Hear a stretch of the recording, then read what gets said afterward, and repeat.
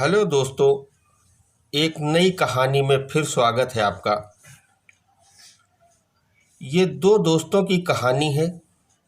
दो दोस्त अपने अपने गांव से शहर में काम के लिए आते हैं। जब वो काम के लिए आते हैं तब वो एक दूसरे को नहीं जानते होते हैं। शहर में एक ही जगह काम करने की वजह से दोनों में बड़ी गहरी दोस्ती हो जाती है। एक लड़के का नाम अहमद और दूसरे लड़के का नाम रवि होता है। रवि संडीले का रहने वाला है। परिवार में उसके अलावा दो भाई और एक बहन है। उसके पिताजी साइकिल बनाने की दुकान है। अहमद लखनऊ का रहने वाला है। उसके परिवार में उसके अलावा सिर्फ एक बहन होती है। उसके माँ बाप का इंतकाल हो चुका होता है। अहमद बहन को खाला के घर में छोड़कर काम के लिए शहर जाता है। अहमद और रवि छुट्टी के दिन घूमने के लिए जाते हैं। दोनों शाम को घूमकर लौट रहे होते हैं, तभी अहमद की नज़र एक पेड़ के नीचे रखी हांडी के ऊपर पड़ती है। हांडी को खोलकर देखा, उसमें किसी मुर्दे की हड्डियां रखी होती हैं। अहमद हड्डी से रवि को डराने लगता है और फिर वही हड्डी फेंककर दोनों अपने रूम पर चले जाते हैं। रात में जब दोनों लोग सोते हैं तो उन लोगों को किसी की आहट लगती है। अहमद उठकर देखता है तो वहाँ कोई नहीं होता है। अहमद फिर आकर लेट जाता है और सो जाता है।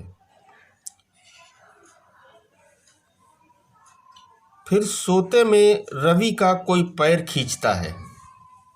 रवि उठ जाता है और डर जाता है, क्योंकि वहाँ कोई नज़र नहीं आ रहा होता है। रवि अहमद को जगाता है और सारी बात बताता है।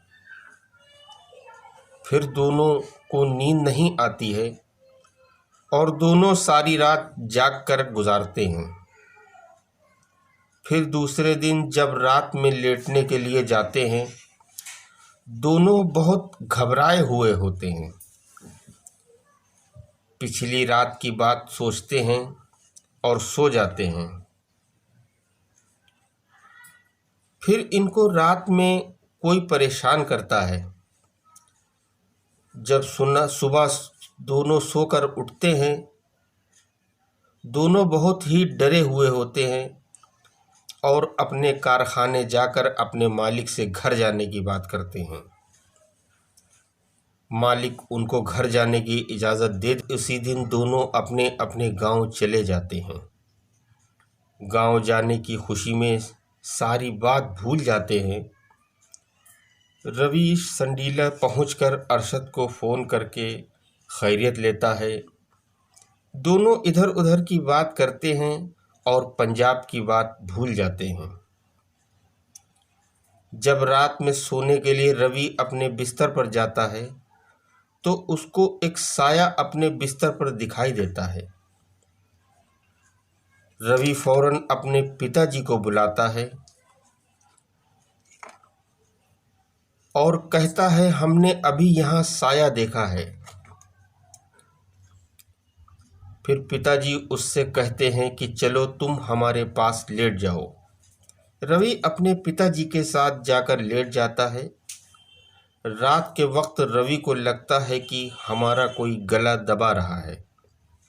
रवि डर से रोने लगता है और अपने पिताजी को उठाता है। कहता है, पिताजी हमें कोई मारे दे रहा है, हमारा कोई गला दबा रहा है।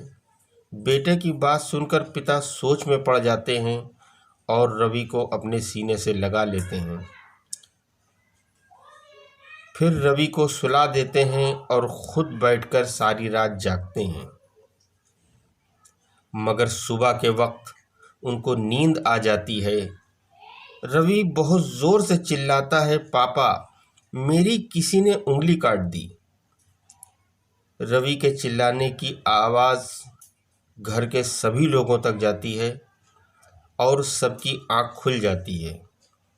रवि की माँ रवि के पास दौड़कर आती है और देखती है रवि की एक उंगली कटी हुई है। ये देखकर वो रोने लगती है। पिताजी को ये समझ नहीं आ रहा होता है ये सब कैसे हो गया। रवि को जल्दी से डॉक्टर के पास ले जाते हैं। फिर शाम के वक्त रवि अपने पिता को शहर की घटना बताता है। वो बताता है कि हम लोग किस डर की वजह से शहर छोड़कर चले आए थे। रवि के पिताजी रवि को किसी ओझा के पास लेकर जाते हैं और झाड़ फूंक करवा कर घर वापस ले आते हैं। और उधर अहमद अपनी बहन को खाला के घर से लाकर अपने घर में रहने लगता है। अहमद के साथ भी बहुत कुछ अजीबोगरीब हरकतें हो रही होती हैं। अहमद भी काफ़ी परेशान होता है। अहमद मोहल्ले के लड़कों के साथ गोमती नदी में नहाने के लिए जाता है। सब लड़के नहाकर निकल आते हैं मगर अहमद पानी में रह जाता है। लड़के उसे नदी के बाहर आने को कहते हैं मगर अहमद नदी के बाहर नहीं आ पा रहा होता है। अहमद कहता है हमारा किसी ने पैर पकड़ लिया है। डर की वजह से नदी के बाहर खड़े लड़कों की हिम्मत नहीं होती कि अहमद को जाकर बाहर निकाल सके। अहमद नदी में छटपटा रहा होता है और उसको कोई ताकत नदी के अंदर खींच रही होती है। एक नाव वाला अहमद को बचाने की कोशिश करता है मगर वो भी डूबने के डर से अहमद का हाथ छोड़ देता है। अहमद धीरे धीरे नदी में समा जाता है। फिर 4 घंटे के बाद अहमद की लाश को ढूंढ लिया जाता है।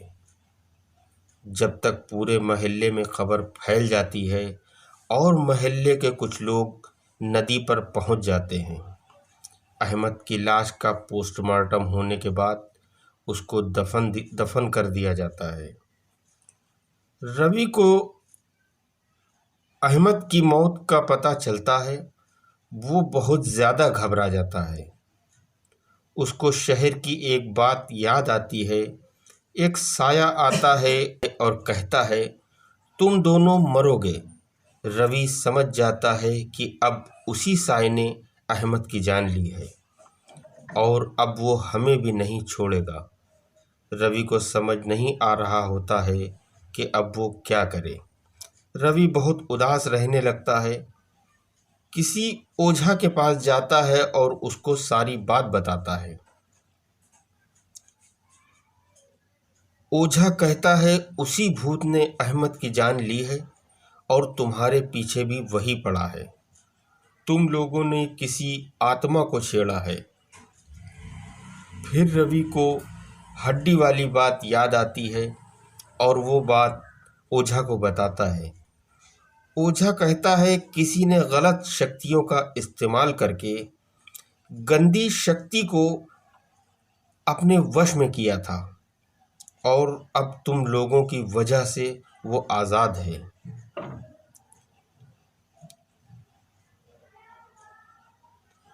इस शक्ति को वश में करना हमारे बस की बात नहीं है। अब तुम हमारे पास कभी मत आना। रवि और भी ज़्यादा डर जाता है और अपने घर चला जाता है और इस बात को काफ़ी वक्त गुजर जाता है। रवि काम के सिलसिले में दिल्ली जाता है। रास्ते में बस ख़राब होने की वजह से सभी लोग एक ढाबे में रुक जाते हैं। रवि और 3 लोग बस में रुक जाते हैं। रात का करीब 3 बजा होता है। रवि को कोई आवाज़ देकर उठाता है। रवि को आवाज़ अपने पिता जैसी लगती है। रवि उठकर बस के नीचे उतरता है। रवि को काफ़ी दूर पर कोई खड़ा दिखाई देता है। जो कि रवि को आवाज़ दे रहा होता है। रवि को लगता है ये तो हमारे पिताजी हैं और तभी आगे बढ़ जाता है। उसके गले में कोई रस्सी पड़ जाती है। रवि की चीख सुनकर बस में रुके दोनों लोग बाहर आ जाते हैं। रवि की तरफ बढ़ते हैं मगर फिर रुक जाते हैं। दोनों को ये महसूस हो जाता है ये कोई शक्ति है जो रवि को अपनी तरफ खींच रही है। धीरे धीरे रवि का गला दबता चला जाता है। रवि की ज़बान और आंखें बाहर आ जाती हैं।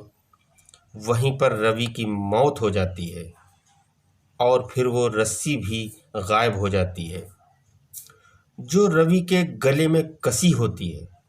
फिर काफ़ी भीड़ लग जाती है।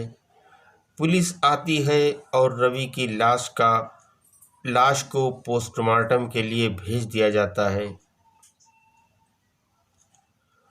दोनों लोगों की गवाही पर रिपोर्ट दर्ज की जाती है।